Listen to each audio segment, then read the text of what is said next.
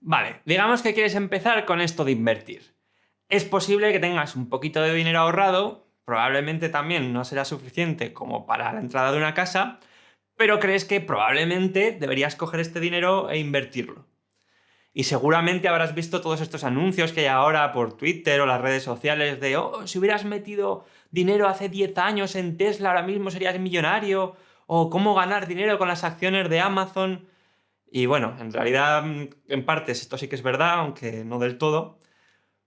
Pero bueno, la idea es que eres nuevo en este juego de las inversiones y toda esta cosa te parece un poco una caja negra súper complicada. Entonces, las preguntas suelen ser, ¿cómo se compra una acción? ¿Vas a Amazon y buscas acción y te llega al día siguiente en un paquete? ¿O cómo se hace esto? O incluso, ¿qué es una acción? Y si quiero comprar una acción de Amazon, una acción de Tesla o algo por el estilo, ¿cómo funciona esto? Y desde luego, cuando empiezas a investigar sobre esto, tienes un montón de acrónimos, un montón de resultados, la legislación es totalmente distinta en cada uno de los países, y encima de todo esto, además, está esa sensación que todos tenemos, ese agobio de que invertir es arriesgado, que voy a perder todo mi dinero. Entonces, con todas estas preguntas y todas estas sensaciones en la cabeza, este vídeo es la guía definitiva sobre cómo empezar a invertir.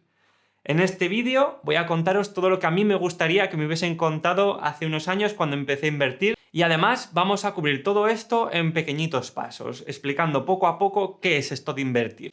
Entonces, el primer punto es olvidarse por completo de invertir y pensar en qué pasa con mi dinero a lo largo del tiempo. De forma predeterminada, lo normal es que el dinero pierda valor con el tiempo, y esto es debido a algo que se llama inflación.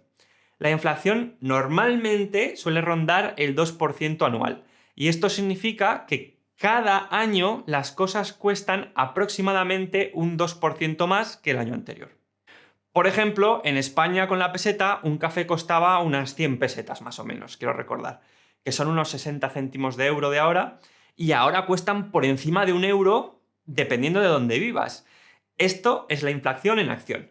Y digamos que tienes 1.000 euros en la mano ahora mismo, y durante los próximos 10 años simplemente coges esos 1.000 euros y los metes debajo del colchón, como hacían las abuelas antes. Nunca lo vuelves a mirar en esos 10 años. En 10 años, esos 1.000 euros ya no van a valer 1.000 euros, porque todo ha aumentado de media un 2% cada año. Entonces, el valor de tu dinero ya no serán 1.000 euros, sino que serán 800 euros. Ha caído un 20% en esos 10 años.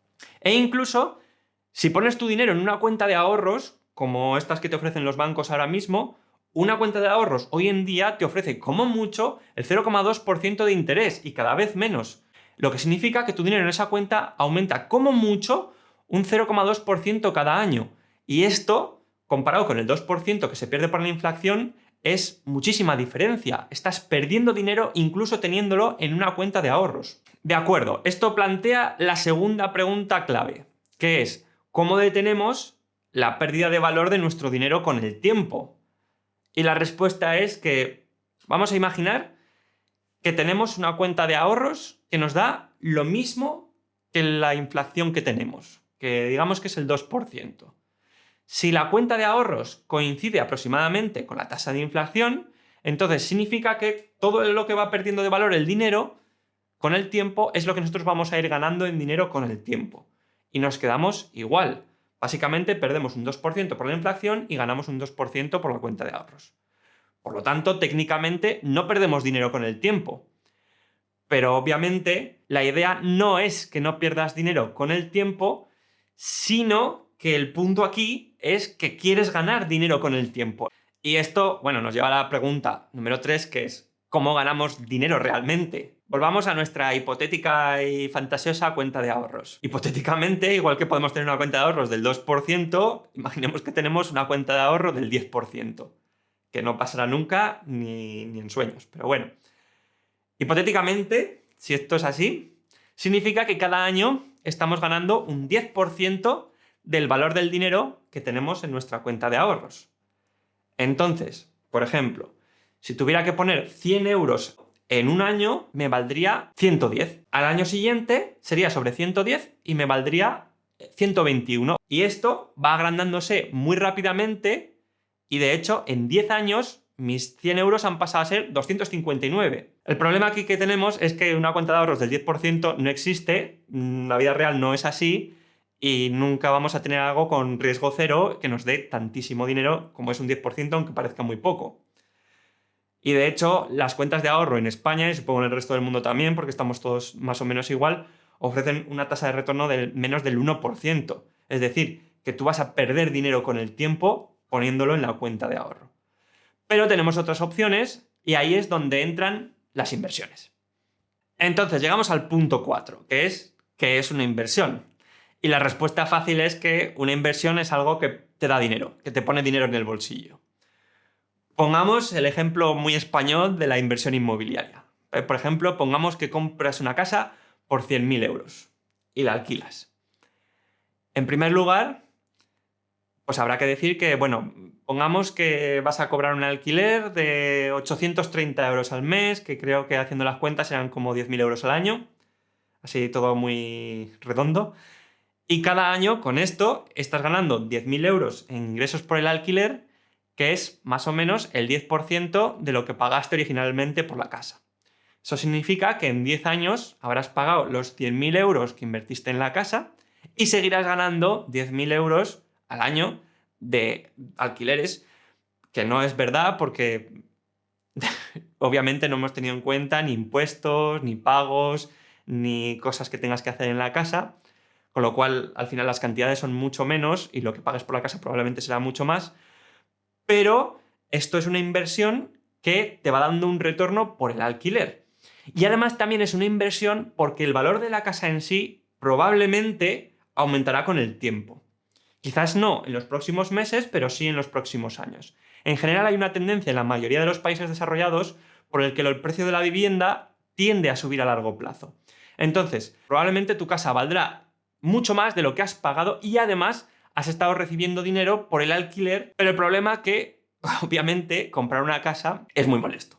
Comprar una casa necesita una gran cantidad de dinero de antemano, realizar un depósito, obtener una hipoteca, necesitas encontrar la casa, tiene que ser una casa que la gente quiera alquilar, hacer los arreglos, necesitas un montón de cosas. Comprar acciones probablemente sea lo más cercano que vamos a conseguir de esta cuenta mágica de ahorros del país de la piruleta, que nos devuelve una cantidad de dinero exagerada cada año y que no existe. Y la idea aquí es que cuando compras una acción, estás comprando una muy pequeña parte de una empresa en la que participa esa acción. Por ejemplo, tú compras una acción de Apple y digamos que Apple, que tiene un año particularmente rentable y se siente amable, porque no tienen por qué hacerlo, elige pagar un dividendo a todas las personas que son accionistas de esta empresa. Entonces, por ejemplo, podrían decir que van a emitir un dividendo de, yo que sé, 1.000.000 de euros. Y este 1.000.000 de euros se repartirá en partes iguales entre todas las participaciones de esta empresa, las participaciones de Apple. Según la cantidad de acciones que poseas, recibirás esa cantidad de dinero. Por ejemplo, si posees un 1% de Apple, pues te llevarás un 1% del 1.000.000 de euros, unos 10.000 euros. Básicamente, así es como funcionan los dividendos. Una empresa decide emitir un dividendo como una forma de devolver parte de sus ganancias a las personas que han invertido en esta empresa. Y por eso, a todo el mundo que posea una acción de esta empresa le llegará su parte de estos dividendos. Y ganará dinero a través de estos dividendos. Esta es una de las maneras de ganar dinero con las acciones. Pero la otra manera de ganar dinero con las acciones es, igual que con las casas, con el aumento del valor de las acciones con el tiempo. Entonces, si compraste, por ejemplo, acciones en Apple hace 15 años, yo qué sé, a $9 o menos cada uno, te gastaste, yo qué sé, compraste 10 acciones y te gastaste $90 y a partir de este año las acciones creo que empezaron a venderse por $115. Entonces, básicamente ahora tus acciones que te costaron $90, ahora las podrías vender por $1.150, con lo cual, pues 90 menos 1.150 y quitando los impuestos, pues esa es la ganancia que tienes, que es exagerada. Bien, ya hemos hablado de cómo se gana dinero con las acciones. Y en este punto probablemente tengas ya algunas preguntas como ¿cuánto dinero se necesita para empezar a invertir? ¿O qué riesgo tiene comprar acciones de una empresa? Y no te preocupes, llegaremos a eso. Pero el punto que quiero hablar ahora es cómo compras una acción en primer lugar. Y aquí es donde la cosa puede complicarse un poco porque no es tan simple como irse, como hemos dicho antes, a Amazon y poner acciones de Amazon y que te lleguen a casa al día siguiente. No funciona así, ¿vale? Esto es un poquito más complicado. En su lugar, lo que tienes que hacer es llamar a un corredor de bolsa o a un broker que en el pasado era una persona física, a la que era un tío que tú llamabas por teléfono o lo que sea, al estilo así lobo de Wall Street, y decía, oye, que quiero comprar acciones de Amazon, cómprame 10 acciones de Amazon. Y entonces este lobo de Wall Street tecleaba en su ordenador o hacía un papel o lo que fuese, hacía un pedido y tú eras propietario de las acciones de Amazon o de Apple o de Tesla o lo que hubieses querido comprar. Hoy en día, por suerte, ya no tenemos que hablar con nadie, ya no está este sistema, sino lo que hay es montones de corredores online. Entonces, tú te creas una cuenta en un broker de estos online y luego puedes comprar acciones en cualquier empresa que cotice en bolsa a través de este corredor.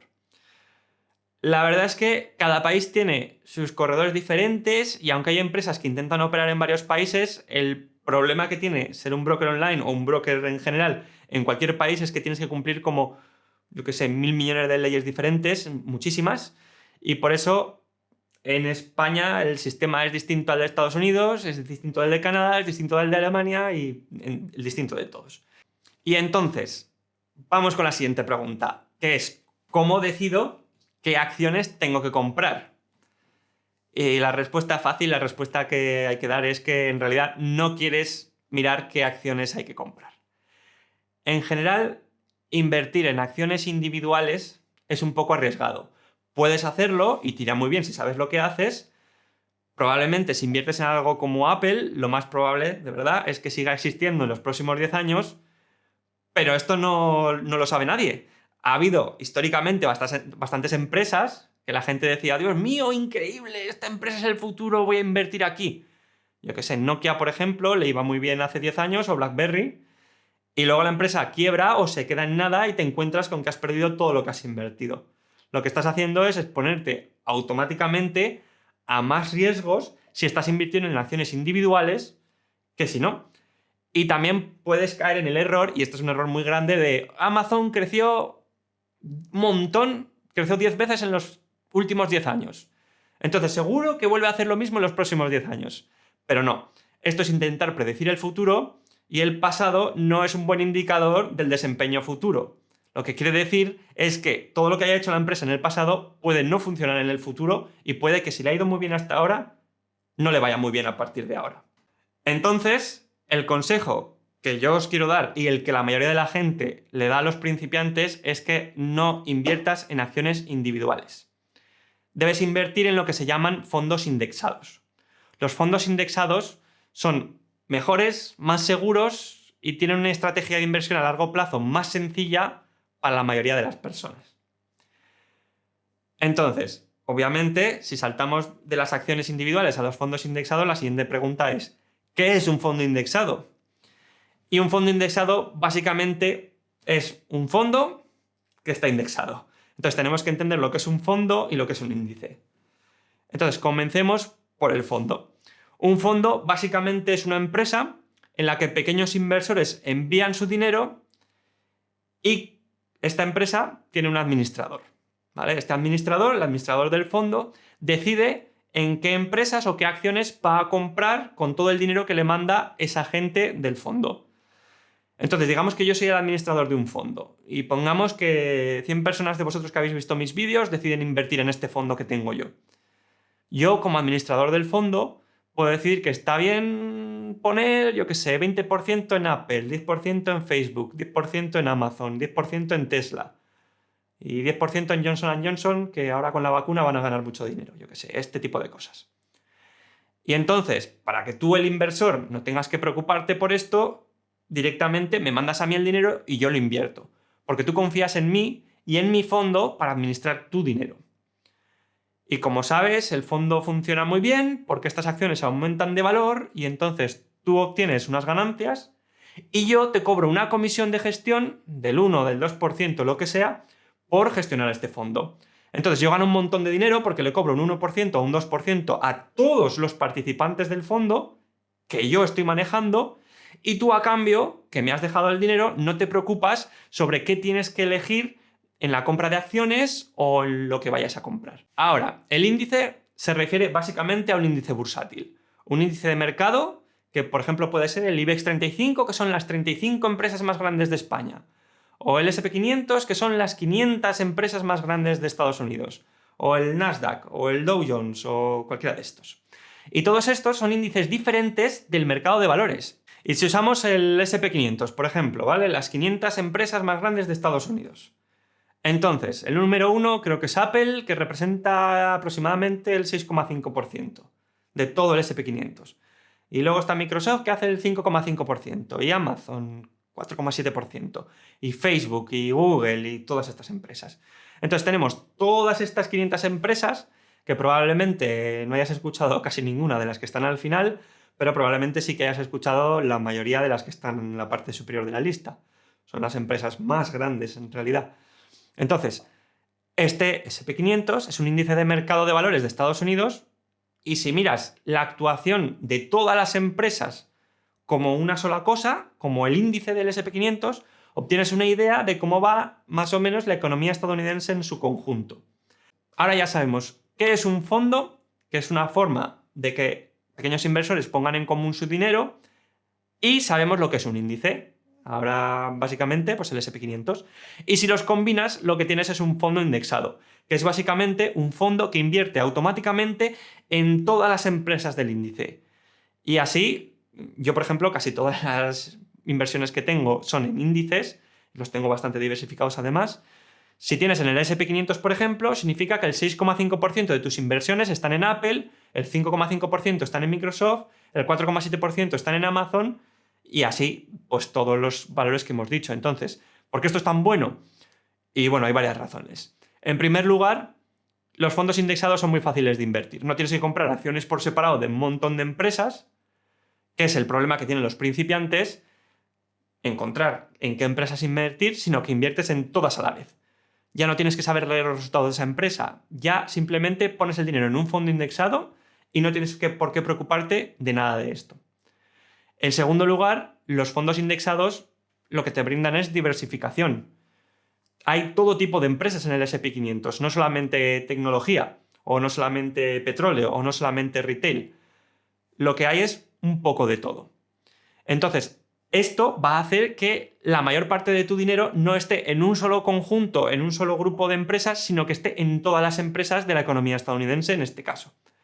En tercer lugar, los fondos indexados suelen tener tarifas muy bajas, porque realmente no hay ninguna persona real decidiendo en qué invertir en todo momento. No estás pagando al experto que sabe en qué invertir, sino que es esencialmente un algoritmo informático que asigna el dinero que tú les mandas automáticamente basado en los componentes de ese fondo indexado, de ese índice que tú has elegido.